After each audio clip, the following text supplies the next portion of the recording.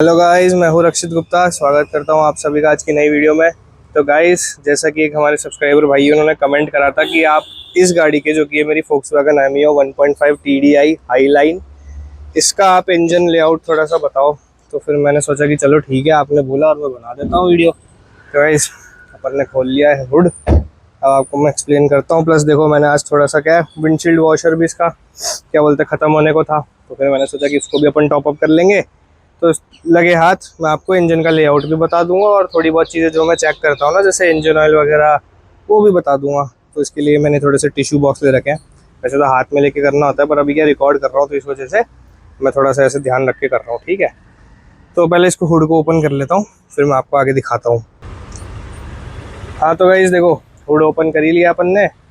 अब यार एक चीज़ बताता हूँ, जैसे अब तुम्हें ये डस्टी दिख रहा होगा ना, तो एक इसका रीज़न ये है कि मैं इसको कभी भी वॉश ऐसे नहीं करवाता बाहर। जैसे कभी भी गाड़ी धुलती है या मान लो मैं खुद भी धोता हूँ ना, तो मैं कभी इस पर पानी नहीं डालता। कंपनी में जाती है, वहाँ पे वो लोग जो करे, जो मर्जी है उनकी, क्योंकि वहाँ वो एक रिस्पॉन्सिबिलिटी वाली चीज़ हो जाती है ना भाई। कुछ भी कल को मान लो गड़बड़ हो जाती है पानी डालने की वजह से, तो कम से कम उस चीज़ की वो लोग रिस्पॉन्सिबिलिटी तो लेंगे ना। तो इसलिए मैं तो छेड़छाड़ करता नहीं हूँ गाइस। ठीक है, तो देखो ये अपना 4 सिलेंडर डीजल इंजन आता था, 110 bhp और 250 न्यूटन मीटर का इसका टॉर्क है। और बेसिक सी ज्योमेट्री मैं आपको बता देता हूँ। देखो, मेन इंजन तो यही है, बाकी अपनी कूलेंट का रिजर्वर है। इसमें आपको ना डायरेक्ट रेडिएटर एक्सपोज नहीं दिखता। जैसे रेडिएटर का सिलाउटे फैन दिख रहा है ना, ये जो हिस्सा होता है ना जहाँ पे वो एक लोहे वाली गैप होती है, इस गाड़ी में होती ही नहीं है वो। आपका यहीं से आपको बॉटल में टॉप अप और जो भी आपको लेवल चेक करना है वो इसी बॉटल से हो जाता है। ठीक है, तो यही है मतलब इसमें। और यहाँ पे देखो मार्किंग्स बनी हुई है मैक्स और मिनिमम। पर कंपनी वालों का मैंने देखा है, जैसे मैं तो इसको मैक्स पे रखता था ना जब इस बार पे, उनका मैंने देखा है वो लोग जानबूझ के थोड़ा सा टॉपअप कर देते थे, बोले इससे हल्का ऊपर रखा करो। ऐसा मतलब उन लोगों का बोलना है, तो अपन ठीक है फिर सर्विस पे होती। पहले तो क्या बीच में मैं कूलेंट का डब्बा ले आया था।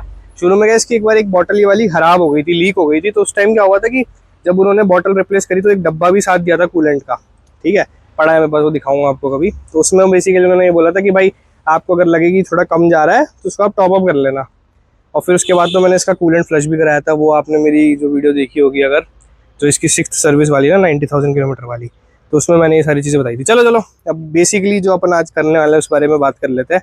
तो देखो, ये तो कूलेंट रिजर्वर हो गया, ये इसकी ऑयल की डिपस्टिक हो गई। ठीक है, यहाँ पे जाता है विंडशील्ड वॉशर फ्लूइड। भाई इसका बड़ा बहुत है, मैंने एकदम इसको पूरा एम्प्टी कर लिया था एक बार। तो इसमें लगभग आया था 5 लीटर पानी, 4.5 से 5 लीटर के लमसम आया था। अभी तो खैर पूरा खाली नहीं है, इसमें कम ही आएगा। अभी तो मैं 2 लीटर की बॉटल लाया हूँ, तो ये आएंगे और थोड़ा 2.5 तक आ सकता है। ठीक है, तो देखो गाइस, ये है इसका डीजल फिल्टर, फ्यूल फिल्टर इस गाड़ी का यहाँ पर प्लेस्ड है। सर्विसिबिलिटी के हिसाब से काफ़ी बढ़िया होता है ये, यहाँ पे प्लेस्ड है ना, तो ईजी पड़ जाता है उनको फटाफट निकालने से। कई गाड़ियों का अंदर घुसा हुआ था इधर इधर इधर, तो यहाँ पे कोई दिक्कत नहीं आती। ये इसका एयर फिल्टर की हाउसिंग है और इसी के अंदर अपना एयर फिल्टर भी लगा हुआ है।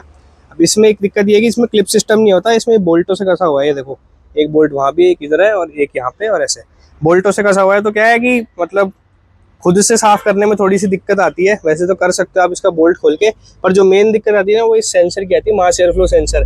क्या है, इसको आपको अनप्लग करना होता है। वो लोग भी हमेशा अनप्लग करके करते हैं, मतलब जब भी इसको हटाते हैं ना, क्योंकि यहाँ पे एक छोटू सी वायर है देखो।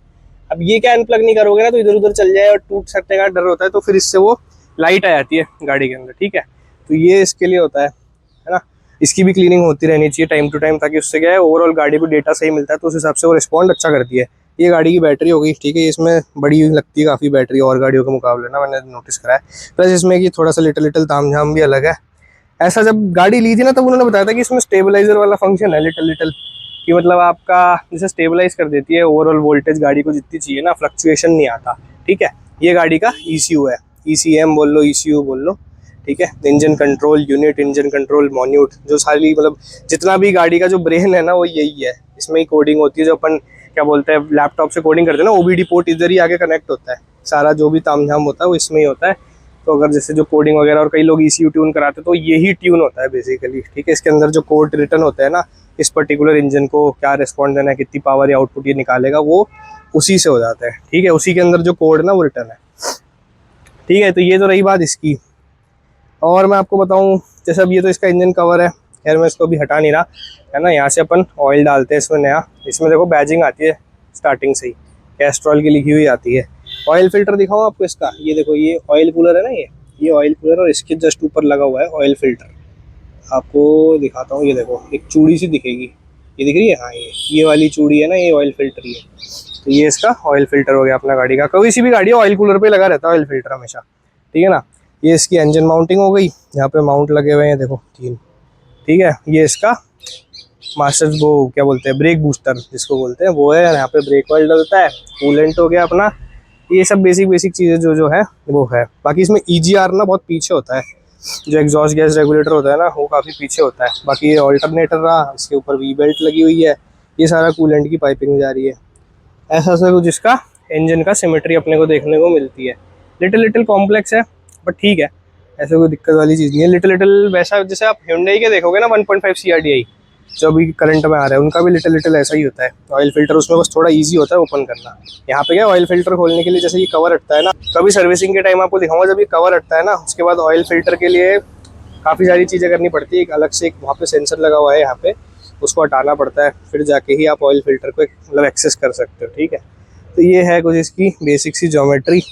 वैसे सही है, कोई दिक्कत नहीं होती। सर्विस भाई वो लोग तो अब उनको आदत हो जाती है यार, कोई सी भी कंपनी हो उनको पता होता है कैसे क्या यूज़ लेना है, तो ऑटोमेटिकली कर देते हैं, आसानी से हो जाता है काम। ऐसा सा कुछ आपको गाड़ी का इंजन देखने को मिलता है। बस इसमें आपको क्लैडिंग भी देखने को मिल जाती है, क्योंकि आवाज़ तो बढ़िया करता है भाई, तो ट्रैक्टर जैसी आवाज़ रग रग रग रग रग रग रग बहुत मस्त आवाज़ करता है, तो इसलिए। पर ये है ना छोटी है, देखो ये पूरे फिट नहीं होती। मैंने बीच में तो टेप से जुगाड़ कर रखा था इसका, क्योंकि इसमें क्या होता है गिलहरी घुस जाती थी यार, दिक्कत आ जाती थी फिर, तो इसलिए मैंने टेप से जुगाड़ कर रखा था इसका। तो टेप से मतलब ओवरऑल कवर रहती थी ना, तो सही रहता था। तो अपन टॉपअप कर लेते हैं पानी थोड़ा सा। मैं शैम्पू भी ले रखा है, देखो मैं ये बता दूं कौन सा यूज़ करता हूँ मैं। एक बार कमेंट ये भी आया था, तो मैं ये वाला यूज़ कर रहा हूँ अभी फिलहाल में, तो विंड स्क्रीन के लिए ठीक है, बुरा नहीं है, बढ़िया चीज़ है ये। इसमें एक मस्त चीज़ दिखाता हूँ आपको, अटेंशन टू डिटेल, जिस चीज़ की जाली मिलती है अपने को ताकि डस्ट वगैरह ना जाए। तुम देख रहे हो थॉटफुल गाड़ियाँ बनाता था फोक्सवैगन यार। अब जैसे 2.0 वाली तो देखो वो भी बढ़िया है गाड़ी अपने हिसाब से, पर उतनी मतलब मेरे को थोड़ी वर्थ इट नहीं लगती। और डीजल नहीं है मेनली, तो मैं तो as a being of diesel lover तो भाई सिंपली मना हो जाती है। बाकी मेरे को वर्टस इतनी प्यारी लगती है ना दिखने में, तो बट वही है, डीजल आती नहीं, पेट्रोल अपने को भाती नहीं तो करे क्या फिर। अच्छा बन गया यार तो राइम, डीजल आती नहीं पेट्रोल भाती नहीं। पेट्रोल में माइलेज की बात नहीं है यार, देखो क्या बताऊँ कैसे, एक फीलिंग होती है, एक वो है उसमें जो दिक्कत है ना पेट्रोल गाड़ी में। जबकि मैं पेट्रोल गाड़ी चलाई खूब है, ऐसी बात नहीं है, पेट्रोल गाड़ी में चलाता हूँ। किया सेल्टोस जो दोस्त की है वो चलाता हूँ, और फ्रॉन्क्स जो एक और मतलब उन्हीं दोस्तों में से एक की है वो भी चलाई हुई है। फ्रॉन्क्स वगैरह मतलब ठीक है, अच्छा है, दम भी खूब है उन गाड़ियों में, ऐसी कोई बात नहीं है। बट स्टिल यार एक वो मन मानता नहीं है ना। बाकी देखो यहाँ से अपना भर लो, पाइप से भी भर सकते हैं, मैं बॉटल से भरता हूँ, RO का पानी डालता हूँ इसमें। ऐसा कोई फिक्स नहीं है, आप डाल सकते हो नॉर्मल, बस गंदा नहीं होना चाहिए भाई। आपके अगर पानी में मिट्टी आती हो ना तब तो आप RO का डाल दो, पानी अगर वैसे भी आपका साफ़ आ रहा हो तो आप नॉर्मल डाल दो। ऐसा मतलब कोई वो नहीं है कि मैं बॉटल से डाल रहा हूँ, तो ठीक है, ईजी पड़ता है थोड़ा मेरे को बॉटल से, इधर उधर पानी कम फैलता है। पाइप लाओ तो क्या इधर उधर फैल जाता है, तो इसलिए। तो बाकी तो यार यही है, भर लेते हैं इसको। इसके जस्ट नीचे पे ना इन्होंने ऑल्टरनेटर दे रखा है, ये रहा, ये दिख रहा है। इसमें खूब आ जाता है यार पानी, 5 लीटर आता है जब पूरा खाली होता है, और मैं पूरा खाली नहीं होता था, तो मैं तो 1 से 2 वीक में टॉप अप कर लेता हूँ इसको, जैसे जब मेरे को लगता है ना। हाँ गाड़ी मान लो काफ़ी दिनों से चली नहीं है, अब तो कोई मतलब नहीं है, क्योंकि चलेगी तो ही तो साफ़ करेंगे ना वाइपर को। भाई इसमें देखो वो बन जाती है यार छपकाले मारता है फिर ये। 2 लीटर से ज़्यादा आएगा इसमें, तो मैं बोल रहा था ना आपको। फिर अभी मैं और ला के डाल दूंगा। पहले अपन इसका ऑयल वाला चेक कर लेते हैं, जो मतलब मैं कभी इन्हीं चीज़ों के लिए हुड खोलता हूँ बेसिकली, 1 से 2 3 वीक बाद खोल लेता हूँ, तो इसलिए मैं टिश्यू लाया हूँ साथ में। वो दिखाता हूँ व्यू। तो ये देखो मैंने टिश्यू ले लिए, अब मैं डिपस्टिक निकाल के पहले उससे साफ़ करता हूँ, फिर आपको दिखाता हूँ, ठीक है, क्योंकि बिना साफ़ करे तो पता नहीं चलता ना, वो पहले की रीडिंग हो जाती है। ये इसकी डिपस्टिक है। अब मैं आपको इसकी मार्किंग बता देता हूँ कैसे कैसे इसमें मार्किंग है। देखो ये है इसका लो पॉइंट यहाँ पे, सॉरी, और ये है इसका हाई पॉइंट। ये 2 खड्डे बने हुए हैं ना, इन दोनों के बीच में रहना चाहिए, या मतलब हाई से हल्का नीचे, हाई तक भी ठीक है, उससे ऊपर नहीं होना चाहिए, ठीक है। बाकी मैं आपको एक और चीज़ बताता हूँ, ABS मॉड्यूल ने इसका यहाँ पे छुपा हुआ है, देखो दिख रहा है आपको। अभी डिपस्टिक के बाद दिखाऊंगा, काफ़ी लोग बोलते हैं ना ABS इसमें थोड़ा हिडन है, वो एयर फिल्टर के हाउसिंग है। तो देखो अपन इसको घुसा के फिर देखता हूँ कि कितना इसमें ऑयल है गाड़ी के अंदर। और जैसे क्या होता है कि वैसे तो इसको ये बोलते हैं कि 10-15 मिनट आपकी गाड़ी खड़ी हुई हो ना, मतलब तभी देखना चाहिए ऑयल लेवल, क्योंकि वरना तो फिर क्या है, ऑयल उठा लेती है ना गाड़ी, जैसे जब सर्कुलेशन में चला जाता है तो हो सकता है थोड़ा बहुत कम दिखाए, ऐसा नहीं होता कि बहुत कम दिखा देगी, पर यही एडवाइस होती है कि तो ये देखो गाइस ऑयल लेवल दिख रहा है आपको, मैं जूम करने की कोशिश करता हूँ, तो मतलब सही आया है, दोनों के बीच में है, देखो अब हाई पॉइंट से नीचे है ना, बस सही है। ये देखो इसमें फुल्ली सिंथेटिक ऑयल मिलता है 5W40, ठीक है, तो ये भी चीज़ है। और ये फोक्सवैगन का इनका खुद का ही आता है, वो डालते हैं ये लोग, ये भी सही है। मेरे हाथ काफ़ी गंदे हो गए गाइस, टिश्यू से साफ कर लेता हूँ। हाँ, तो अपन डिप्स्टिक को क्लोज कर देते हैं। तो मतलब यही था, देखो मैं तो काफ़ी रेगुलरली ना चेक कर लेता हूँ ये सब चीज़ें, डिप्स्टिक उठा के, मतलब ऐसे ऑयल वगैरह का तो सही रहता है। बाकी कूलेंट भी आप चेक कर सकते हो, बाकी अगर बाहर से तो दिख ही रहा है तो इसलिए कोई दिक्कत नहीं। बॉटल गंदी हो गई है, इस कूलेंट तो साफ ही है, इसमें बॉटल गंदी हो रखी है। और मतलब यार इनकी फोक्सवैगन पता नहीं वो बॉटल हो ही जाती है गंदी, तो बदलान, फिर ये लोग क्या बोलते हैं, साफ करते हैं नहीं तो सीधा ही बदलो सब कुछ ही बदलो। इनने का तो वही क्या जा रहा है, ये है ना 1600-1800 की बोतल है, जबरदस्ती बदलो क्योंकि सिर्फ बाहर से गंदी है इसलिए। ये देखो बोल रहा हूँ ना, बाहर से गंदी है, ये देखो बदलो यही है, कोई नहीं। तो बाकी तो सही है गाइस, सॉर्टेड है सीन, ऐसा सा कुछ आपको इंजन की ज्योमेट्री मिलती है। तो अगर मैंने जैसे कोई चीज़ पॉइंट अगर मिस किया हो तो बताना। बाकी एयर इनटेक का देखो यहाँ से है, इसमें यहाँ से इनटेक होके इधर गोल सर्कुलर शेप का इसमें आपको एयर फिल्टर देखने को मिल जाता है, ऐसा सा कुछ सीन है। बाकी ये थ्रॉटल बॉडी की होस पाइप है, ये भी अभी मैंने रिप्लेस कराई थी, कट गई थी एक, ये सब है। बाकी रेडिएटर ऐसा सा है, यहाँ पे फ्लैप्स दिए हुए हैं आपको, देखो रेडिएटर के, काफ़ी वैसे तो यूनिक सा है सिस्टम, और गाड़ी से थोड़ा अलग होता है इनका, काफ़ी ऐसे तो सही होता है।